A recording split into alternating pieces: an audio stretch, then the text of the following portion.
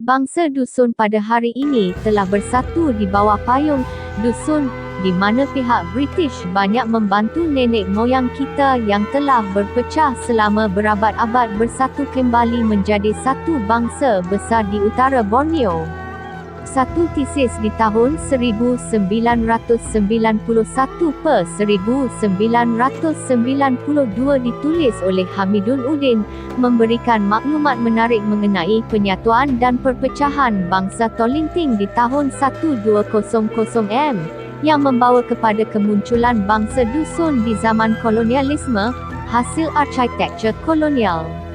Gambar rajah dalam tesis ini menyokong teori Edmin mengenai kewujudan Nunuk Ragang pada awal tahun 1200-an. Di dalam lampiran tesis tersebut terdapat 5 versi cerita mengenai faktor penghijrahan orang-orang Nunuk Ragang, di mana faktor peperangan dan populasi penduduk menjadi 2 faktor utama. Sebenarnya masing-masing suku dusun memiliki versi cerita Nunuk Ragang mereka sendiri, bagaimana nenek moyang mereka berhijrah ke seluruh Sabah, sesuai dengan pengalaman suku mereka. Penghijrahan dari Nunuk Ragang terjadi berperingkat-peringkat dari tahun 1300 dan berlanjutan sampai pada pertengahan tahun 1800. Dari versi-versi cerita yang Edmin pernah dengar, faktor-faktor penghijrahan tersebut adalah berdasarkan pengalaman suku yang berhijrah yang terjadi pada zaman tertentu. Dari belasan versi cerita, kesemua faktor-faktor tersebut dapat dibahagikan kepada 5 faktor utama. 1. Pertambahan populasi. 2. Keinginan untuk mencari kawasan tanah baru kerana lebihan populasi di Nunuk Ragang. 3. Wabak penyakit. 4. Perang. 5. Perwahyuan dari para dewa supaya keluar berhijrah. Menurut Hamidun Udin, di zaman Nunuk Ragang sebelum penghijrahan, nenek moyang kita masih satu bangsa yang bernama Tolinting. Beberapa versi cerita Nunuk Ragang dan beberapa sumber rujukan mengatakan Nunuk Ragang adalah sebuah kerajaan yang kuat dan memiliki raja. Bangsa di Nunuk Ragang menguasai seluruh kawasan pergunungan dan pedalaman, serta kawasan pesisir di timur laut Sabah yang mereka jadikan pelabuhan untuk perdagangan dan diplomatik. Scott, 1989 nisbah 8-9. Zeng Peng, 2003 nisbah 254 negatif 255. Moore, 1837 nisbah 54. Dalrymple, 1793 nisbah 535. Kerajaan ini mulai melemah pada awal tahun 1600-an dan mula lenyap pada tahun 1743M, di mana di tahun 1700-an, kerajaan Nunuk Ragang hanya tertumpu di kawasan pedalaman sekitar Ranau sahaja.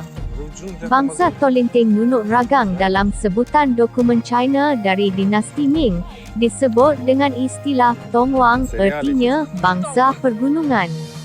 Istilah sebutan itu muncul mungkin kerana pusat kerajaan ini terletak di pedalaman Sabah di tengah-tengah pergunungan. Dengan pelabuhan di hilir Sungai Labuk, di Klagan, berdasarkan dari kolaborasi dari syair Awang Semaun, sejarah lisan Brunei yang merekodkan serangan Brunei ke atas dusun Klagan.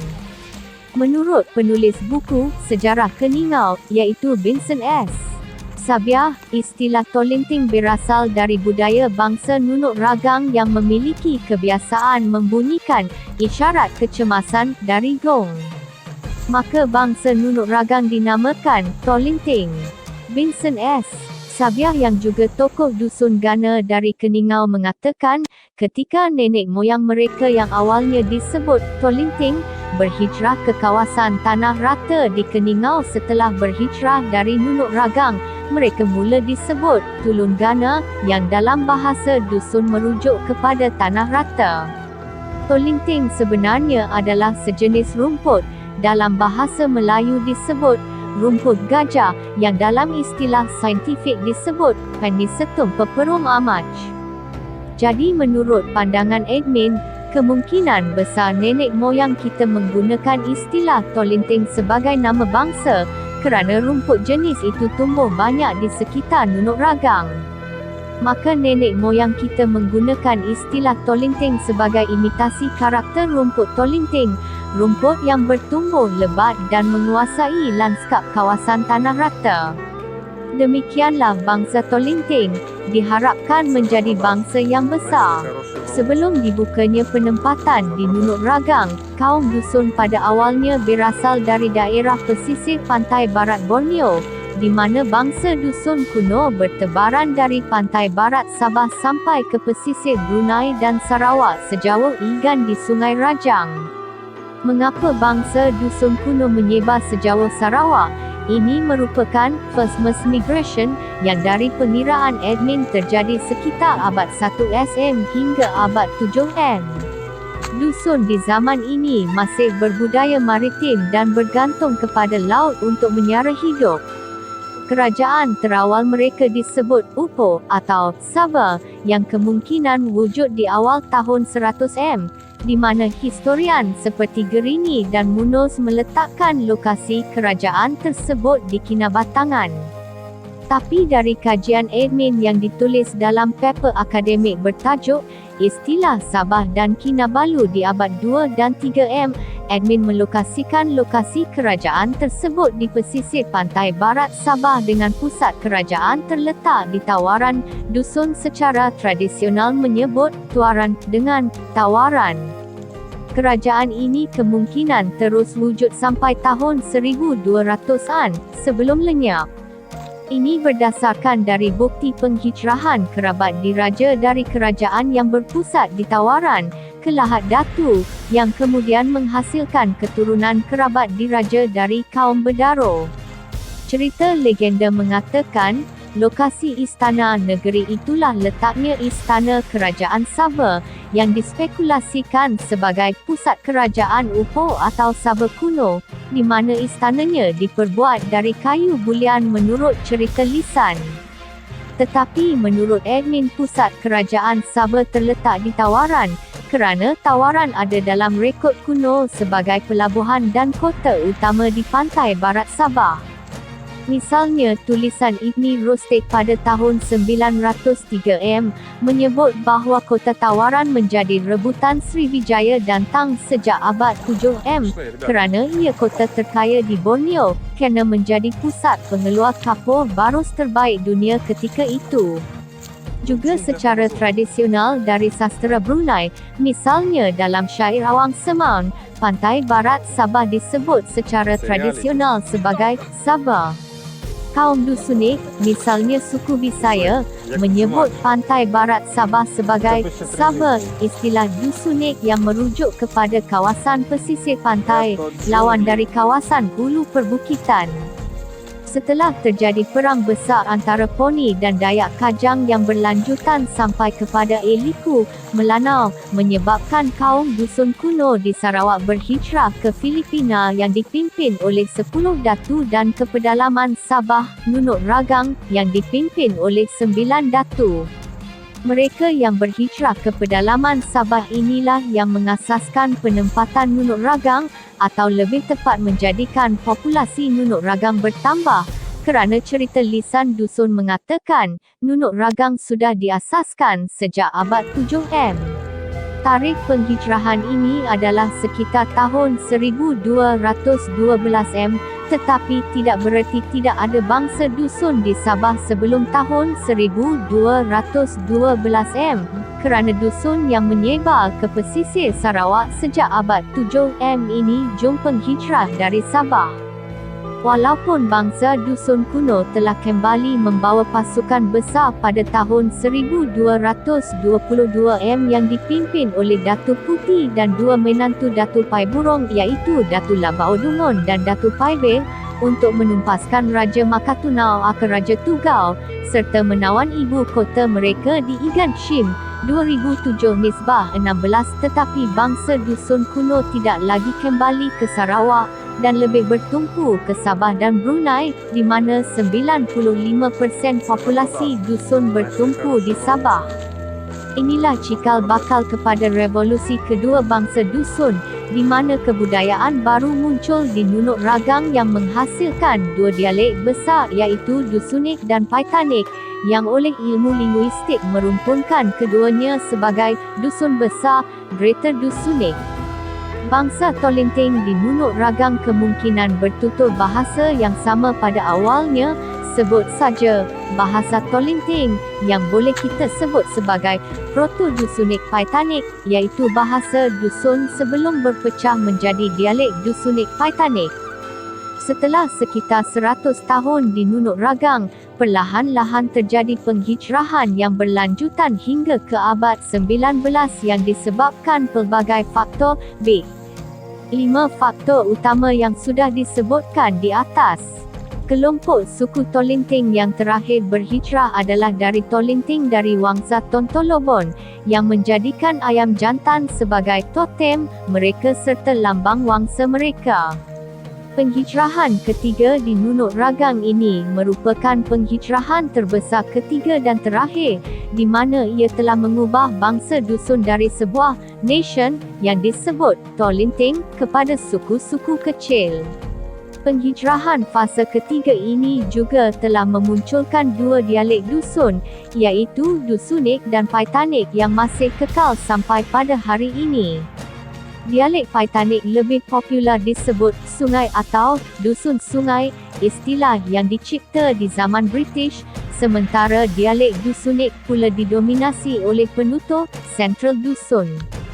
Dialek Central Dusun terdiri daripada penutur seperti Bundu, Liwan, Tindal, Tuhawen, Talantang, Tobilong, Tibaba, Tagahas, Sinulihan, dan sebagainya. Penghijrahan ketiga ini juga merupakan zaman gelap bagi bangsa dusun. Ini kerana penghijrahan menyebabkan peralihan sistem kebangsaan dari sebuah nation kepada tribalism. Sistem politik tribalism menghilangkan identiti kebangsaan, iaitu apa yang disebut sense of nation. Ia juga membawa kepada kemunculan apa yang disebut Misangot Rondom, di mana aktiviti seperti Misangot dan Mangayu ia menjadi endemik di kalangan bangsa dusun ketika itu. Ia terjadi kerana perebutan wilayah ketika penghijrahan fasa ketiga terjadi, kerana ia terjadi berperingkat-peringkat. Bangsa dusun di zaman Misangot Rondom ini menjadi lemah dan mundur dari semua segi, mulai dari politik sampai kepada ekonomi. Bermula tahun 1500 hingga tahun 1700, bangsa Abai Brunei Bajau, Iranun dan Suluk telah berhijrah ke pesisir Sabah, sehingga perdagangan maritim beralih tangan kepada mereka. Terutama orang Brunei yang disebut Tulun Abai atau Tabai oleh kaum dusun, mereka mengontrol perdagangan laut. Kerana kehilangan kuasa maritim, ia menjadi salah satu faktor kepada zaman gelap dusun. Orang dusun harus berurusan dengan orang kedua ketika memperdagangkan hasil mereka, di mana keuntungan besar dinikmati oleh orang pertama, terutama oleh para pangeran Brunei. Tetapi kedatangan British merupakan permulaan kepada apa yang admin sebut revivalism untuk bangsa dusun. Ini kerana kedatangan British yang telah membantu menghentikan Misangot Rondom serta membantu menggalakkan perdagangan. Dengan adanya kerajaan yang kukuh dari British, suku-suku dusun yang bertelagah didamaikan, perdagangan digalakkan, perang dan headhunting dihentikan, dan yang terpenting, suku-suku dusun yang telah berabad-abad tidak memiliki nama bangsa disatukan di bawah nama dusun oleh British. Penggunaan istilah dusun oleh orang Abai kemungkinan bermula pada abad 16-17. Orang Abai sendiri adalah bangsa campuran Dusunik, Kelabitik dan Melayu. Untuk pertama kalinya setelah berabad-abad, dusun kembali menyedari kembali sense of nation mereka, kerana sistem tribalistik berpuak-puak dihapuskan di zaman kolonialisme.